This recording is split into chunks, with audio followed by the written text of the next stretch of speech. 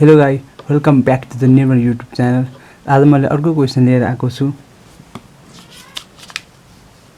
यो क्वेसन हो। म अब यो क्वेसनलाई कसरी सल्भ गर्छ भन्ने म एक्सप्लेन गर्दै हजुरलाई भन्ने हो।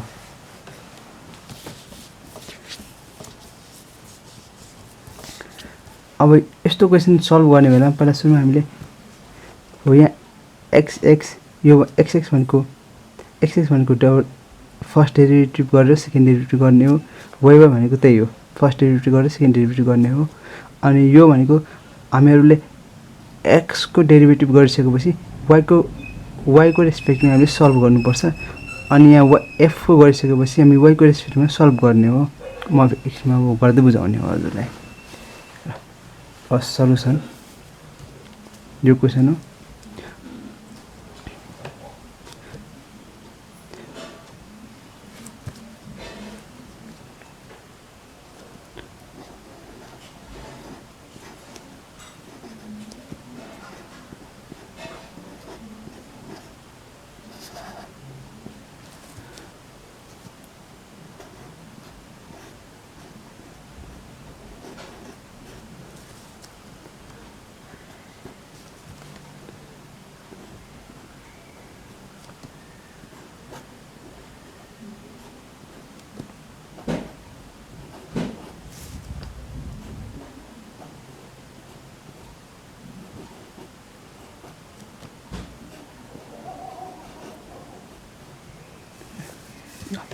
पहिला सुरुमा हामी अब एफएक्स निकालौँ है।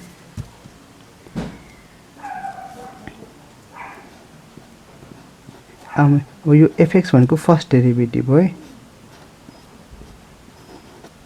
जहाँ एफएक्स भनेपछि फर्स्ट डेरिभेटिभ हुन्छ, एफएक्स भनेको सेकेन्ड डेरिभेटिभ हुन्छ है। म पहिला सुरुमा त्यही गर्छु है। अब फर्स्ट डेरिभेटिभ गऱ्यो भने कति छ, एक्सको रेस्पेक्टमा गरेछ भने यो भनेपछि 3x² प्लस 3 2 जा 6x y प्लस यो भनेको हजुरहरूको 3y² यो भनेको 0। हामी एक्सको रेस्पेक्टमा गरेछ, त्यही भएर यो चाहिँ अब यो यसको भ्यालु 0 भयो। अब हामीले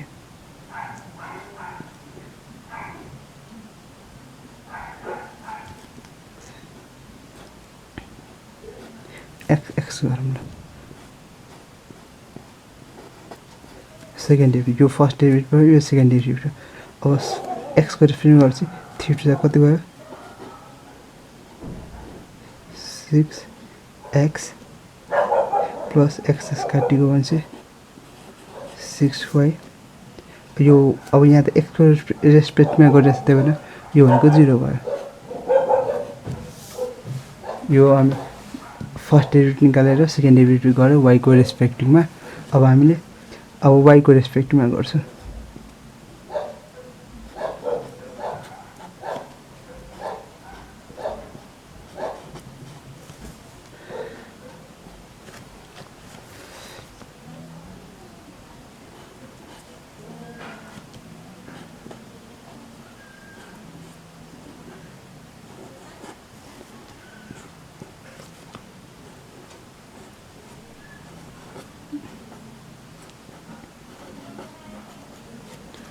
वाइ भयो।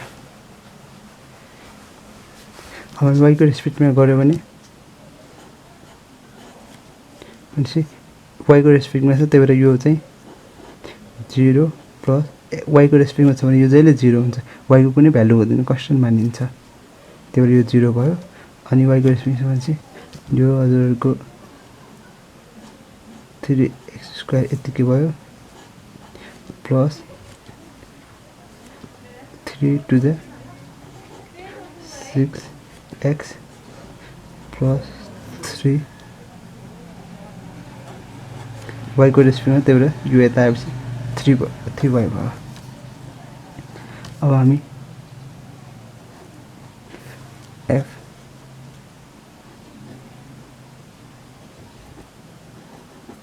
वाइ गऱ्यो भने डबल वाइ। अब जुन हामी y को डेरिभेटिभ गरिसकेको छौँ त्यसको अब फेरि डेरिभेटिभ गर्दिन भनेपछि 3 2 जा 6x y को रेस्पेक्ट यो त 0 भयो नि 0 प्लस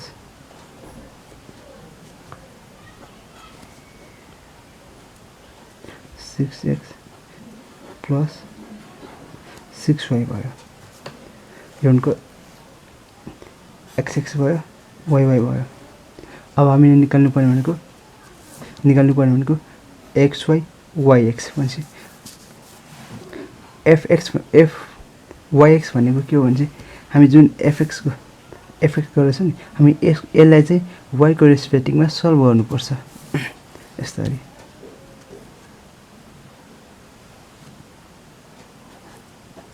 f x भनेको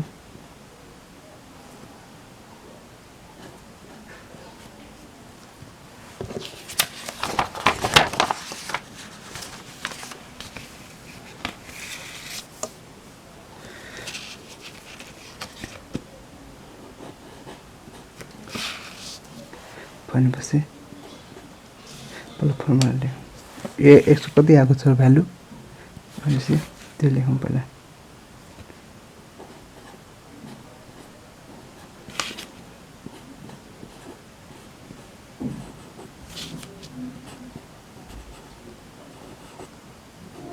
y स्क्वायर अब हामीले यसलाई चाहिँ हामीलाई y को रेस्पेक्टिभमा अब सल्भ गर्नु पर्यो है त y को रेस्पेक्टमा सल्भ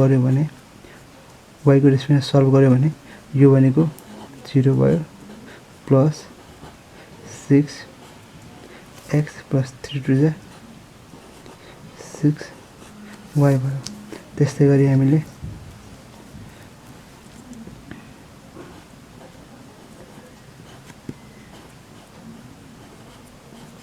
y भनेको कति रहेछ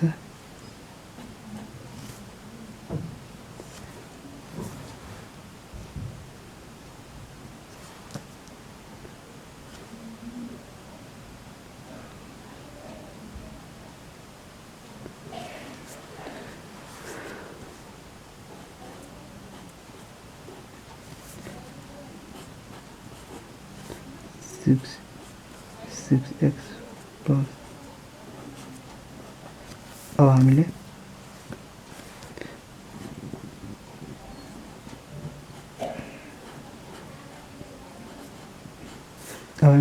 योलाई चाहिँ y को रेस्पेक्टमा अब सल्भ गर्नु पर्यो यो जुन एन्सर छ यसलाई चाहिँ y को रेस्पेक्टमा सल्भ गर्नु पर्यो भने चाहिँ x को रेस्पेक्टमा सल्भ गर्नु यो 3 छ 6x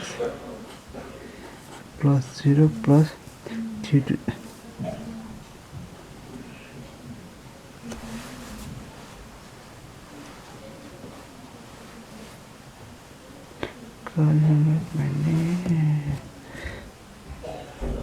y छुट्टै छ है एक्स काटेर y भयो यो 0 भयो भने चाहिँ 6x y चाहिँ एन्सर भयो यहाँ चाहिँ हाम्रो y को रेस्पेक्ट छ भने 3y भयो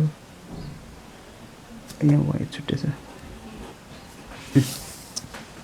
यो बेसमा y छुटिरहेछ है ल यति नै भयो यो हामीको हामीले क्वेशन अनुसार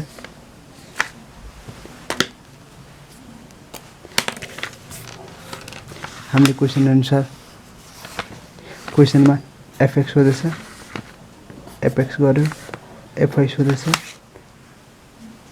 यहाँ fy पनि गर्यो yx सोधेछ यहाँ लास्टमा यो पनि गर्यो यहाँ yy सोधेछ हामीले सेकेन्ड डेरिभेटिभ पनि यहाँ गरिसक्यो so and if you like our video don't forget to like subscribe and share thank you